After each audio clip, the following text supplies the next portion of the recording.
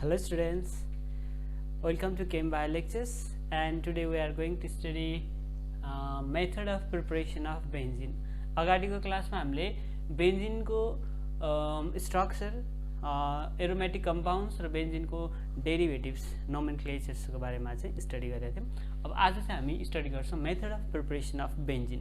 So first method हामी हेर्छौँ from acetylene. Yes, from acetylene. हामीलाई थाहा छ एसिटाइलिन भनेको कार्बन कार्बन बिचमा ट्रिपल बोन्ड छ, दुईवटा कार्बन छ जसलाई हामी इथाइन पनि भन्छौँ, इथाइन। ओके, र एसिटाइलिनबाट हामी बेन्जिन बनाउँदैछौँ। ओके, एसिटाइलिन लेखेँ मैले यहाँनिर सी ट्रिपल बोन्ड CH। यो एसिटाइलिन चाहिँ हामी तीनवटा लिन्छौँ, तीनवटा एसिटाइलिन लिन्छौँ र जसलाई हामी मोनोमेरिक युनिट पनि भन्छौँ। र यसरी तीनवटा एसिटाइलिन मिलेर बेन्जिन बन्ने प्रोसेसलाई हामी पोलिमराइजेसन भन्छौँ। ओके, मोनोमेरिक युनिट यहाँनिर के छ त एसिटाइलिन छ अथवा इथाइन छ। सो यहाँनिर CH ट्रिपल बोन्ड CH, त्यस्तै गरी यहाँनिर CH triple bond CH, carbon carbon बिचमा ट्रिपल बोन्ड छ। त्यस्तै गरी यहाँनिर छ हामीसँग कार्बनसँग ट्रिपल बोन्ड CH, यहाँनिर CH। ओके, यहाँनिर के हुन्छ भन्दाखेरि हामीले रेड हट कपर ट्युब राख्नुपर्छ र यसको टेम्परेचर अबाउट 400 डिग्री सेल्सियसमा हामी हिट गर्नुपर्छ। 400 डिग्री सेल्सियसमा हामीले हिट गऱ्यो भने यहाँनिर के हुन्छ भन्दा यो कार्बन कार्बन बिचमा भएको ट्रिपल बोन्ड यहाँनिर यो कार्बन कार्बन बिचमा गएर एउटा बोन्ड बन्छ, सिग्मा बोन्ड। र यहाँनिरको एउटा बोन्ड चाहिँ यहाँनिर आएर सिग्मा बोन्ड बन्छ। यहाँनिरको एउटा बोन्ड यहाँनिर ट्रान्सफर हुन्छ। यसरी यो कार्बन र यो कार्बनलाई जोड्छ र यसबाट हाम्रो स्ट्रक्चर बन्छ। यो कार्बन भयो, यो कार्बन लेखेँ मैले, यो कार्बन र यो कार्बनमा सिंगल बोन्ड बन्यो। यस, हाइड्रोजन छँदैछ, हाइड्रोजन छ। यो कार्बनमा आइपुग्यौँ हामी, यो कार्बन र यो कार्बनमा ट्रिपल बोन्ड थियो, एउटा बोन्ड यता ट्रान्सफर भइसक्यो भनेको मिनिङ यहाँनिर के छ डबल बोन्ड छ CH, सरी। र यो कार्बन र यो कार्बनमा सिंगल बोन्ड बन्ने भयो यहाँनिर, यो कार्बन र यो कार्बनमा डबल बोन्ड बन्ने भयो। ओके, र यो कार्बन छ हामीसँग, यो कार्बनमा के छ सिंगल बोन्ड, यहाँनिर सिंगल बोन्ड आयो। र यो कार्बनमा फाइनली हामी 6वटा कार्बन भेटायौँ र यो कार्बनमा कुन बोन्ड छ त डबल बोन्ड छ। ओके, र प्रत्येकमा के छ त हाइड्रोजन छ, प्रत्येकमा के छ हाइड्रोजन छ। सो यो के भयो त हाम्रो बेन्जिन भयो, बेन्जिन भयो। र यसलाई हामी जेनरली लेख्दाखेरि यसरी लेख्छौँ। Yes, this one is a benzene. So यो प्रोसेसलाई हामी के पनि भन्छौँ त पोलिमराइजेसन प्रोसेस पनि भन्छौँ, पोलिमराइजेसन।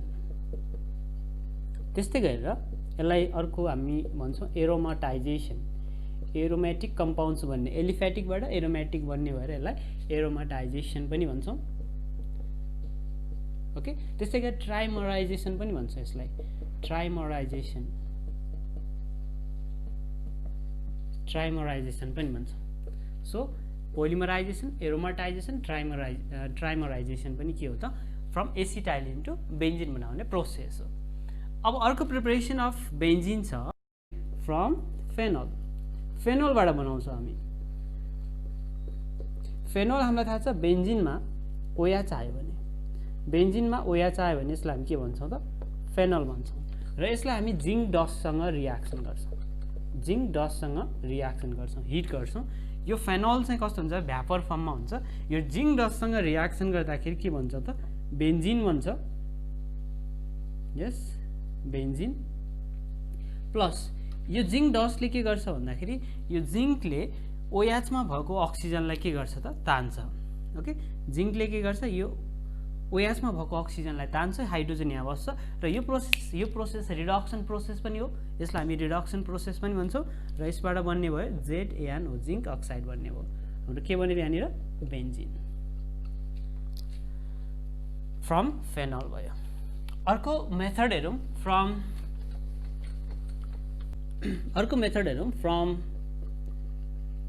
Sodium salt of benzoic acid, okay, benzoic एसिडको सोडियम साल्ट। जस्तै मैले लेखेँ sodium salt of benzoic acid, sodium benzoate. Yes, यसलाई हामी भन्छौँ COONA, सोडियम बेन्जोएट, बेन्जोइक एसिडमा COH हुन्छ, त्यहाँनिरको हाइड्रोजन हटेर सोडियम आयो भने सोडियम बेन्जोएट हुन्छ। यसलाई हामी सोडा लाइमसँग, सोडा लाइम भनेको mixture of NaOH and CaO सँग हामी के गर्छौँ त हिट गर्छौँ।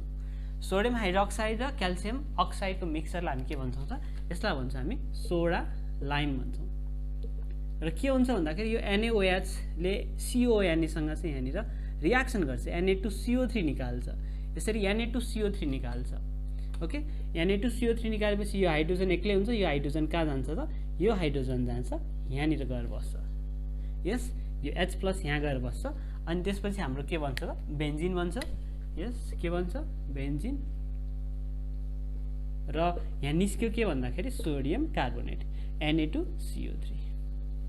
ओके, र यहाँनिर CO2 पार्ट निस्केको छ, CO2 यसरी, अथवा हामीले यसलाई CO2 COO भन्छौँ, यो पार्ट निस्केको छ हैन, कार्बन डाइअक्साइड निस्केको भएर यो प्रोसेसलाई हामी के भन्छौँ त डिकार्बोजाइलेसन भन्छौँ। के भन्छौँ डिकार्बोजाइलेसन। भेरी फेमिलियर रियाक्सन छ, फेमस छ यो डिकार्बोजाइलेसन रियाक्सन भनेको। के हो भन्दाखेरि कार्बोजाइलिक ग्रुपलाई हटाउने हो। ओके, यहाँनिर CO कार्बोजाइलिक ग्रुपमा COO हुन्छ, त्यसलाई चाहिँ रिमुभ गर्ने हो, रिमुभल अफ COO ग्रुप। यस, यो भयो from sodium salt of benzoic acid. अब अर्को मेथड अफ प्रिपरेसन छ 3 मा हेरौँ, फ्रम क्लोरोबेन्जिन। ओके, 4 मा हेरौँ फ्रम क्लोरोबेन्जिन, फ्रम क्लोरोबेन्जिन। ओके, क्लोरोबेन्जिनबाट हामीले बनाउनको लागि फर्स्टमा हामी लेख्यौँ क्लोरोबेन्जिन। यहाँनिर हामीलाई Cl हटाउनु छ। ओके, हामी यसलाई रिडक्सन गरिदिन्छौँ। रिडक्सन गर्दाखेरि लिथियम अल्मुनियम हाइड्राइड राख्न पनि सकिन्छ, निक्केल अल्मुनियम एलोय पनि राख्न सकिन्छ, एलोय, निक्केल अल्मुनियम एलोय। र यदि निक्केल अल्मुनियम एलोय राख्यो भने हामी अल्काली राख्नुपर्छ, जस्तै NaOH। यहाँ राख्यो भने के हुन्छ भन्दाखेरि यो रिडक्सन भइदिन्छ, यो मोर इलेक्ट्रोनेगेटिभ छ, यो चाहिँ के भइदिन्छ त हट दिन्छ यहाँबाट, र हाइड्रोजन यहाँ आउँछ, जसले गर्दाखेरि हाम्रो बन्ने प्रडक्ट के हुन्छ त बेन्जिन हुन्छ। ओके, रिडक्सन भनेको हामीलाई थाहा छ, रिडक्सन भनेको के त एडिसन अफ हाइड्रोजन अथवा removal of more electronegative element. अब यहाँनिर Cl इज मोर इलेक्ट्रोनेगेटिभ होइन, यहाँबाट रिमुभ भएपछि हाइड्रोजन चाहिँ यहाँ आयो, हाइड्रोजन इज लेस इलेक्ट्रोनेगेटिभ र इलेक्ट्रोपोजिटिभ हुन्छ। र यहाँनिर हामी 2 राखौँ किनकि एउटा HCl बन्छ, एउटा हाइड्रोजन बेन्जिन बनाउनको लागि गयो। सो यसरी पनि हामी लेख्न सक्छौँ रिडक्सन। र यहाँनिर हामी लिथियम अल्मुनियम हाइड्राइड राखेर पनि यही प्रोसेस यसरी नै हामी के गर्न सक्छौँ त रियाक्सन्स देखाउन सक्छौँ। र अर्को के छ भन्दा क्लोरोबेन्जिनमा यदि हामी क्लोरोबेन्जिनलाई, ओके हामीसँग के छ क्लोरोबेन्जिन छ, यो क्लोरोबेन्जिनलाई हामी म्याग्नेसियमसँग रियाक्सन गरिदियो भने, ओके म्याग्नेसियम मेटलसँग रियाक्सन गरिदियो भने यसले दिन्छ यहाँनिर MgCl, के दिन्छ MgCl। र यसलाई भन्छ हामी phenyl magnesium chloride. Okay, phenyl magnesium chloride. र यसलाई हामी यो वाटर सेन्सिटिभ हुन्छ, वाटर अथवा हाइड्रोलाइसिस गरिदियो भने के हुन्छ भन्दाखेरि यहाँनिर हाइड्रोलाइसिस गर्दाखेरि, हाइड्रोलाइसिस भनेको वाटरको लाइसिस, वाटर डिसोसिएट हुने हो, यहाँनिर H+ चाहिँ MgCl बाट जान्छ। ओके, जुन वाटरको लाइसिस हुन्छ नि, वाटरको लाइसिस भनेको त H+ र OH- हो, यो लाइसिस हुँदाखेरि H+ जान्छ यहाँनिर MgCl बाट, र MgCl चाहिँ यहाँबाट निस्किन्छ र OH सँग मिलेर MgOHCl बनाउँछ, MgOHCl बनाउँछ। यदि Br आछ भने MgOH Br हुने भयो, र यसको नाम के हुन्छ magnesium hydroxide chloride, magnesium hydroxide chloride. के हुन्छ यसको नाम म्याग्नेसियम हाइड्रोक्साइड क्लोराइड। यस, अब अर्को मेथड अफ प्रिपरेसन छ हामीसँग 5 मा छ from diazonium salt. Diazonium salt भनेको यदि बेन्जिनमा N2Cl प्रेजेन्ट छ भने यसलाई हामी भन्छौँ डाइजोनियम साल्ट भन्छौँ। ओके, बेन्जिनमा N2Cl प्रेजेन्ट छ भने यसलाई हामी भन्छौँ डाइजोनियम साल्ट। र यसलाई हामी केसँग रियाक्सन गर्छौँ भन्दाखेरि फस्फरस एसिड सरी हाइपोफस्फरस एसिड भनेको H3PO2 र यसलाई हामी एक्वायस मिडियममा रियाक्सन गर्ने हो। यदि हामीले रियाक्सन गर्दाखेरि हाम्रो बन्ने प्रडक्ट के हुन्छ त एउटा बेन्जिन हुन्छ। ओके, एउटा के भयो हाम्रो बेन्जिन भयो। यो भयो हाम्रो benzene diazonium salt, benzene diazonium salt. Yes, र H3PO2 हामीले अघि एसिड अफ फस्फरस पनि पढिसकेका छौँ। यसलाई हामी भन्छौँ हाइपोफस्फरस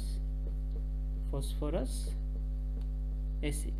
र हाइपोफस्फरस एक्वायस मिडियममा युज गर्छौँ वाटरको प्रेजेन्समा।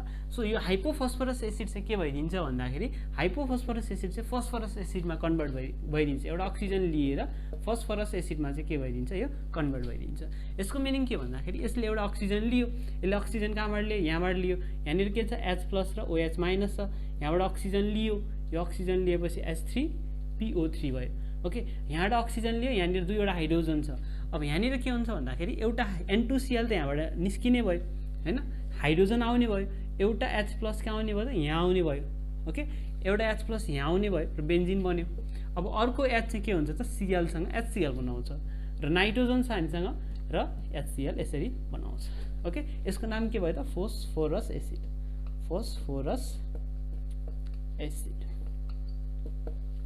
सो अर्को मेथड अफ प्रिपरेसन छ हामीसँग 6 मा, from benzene sulphonic acid. Okay, from benzene sulphonic acid. 5 मा लेखौँ फ्रम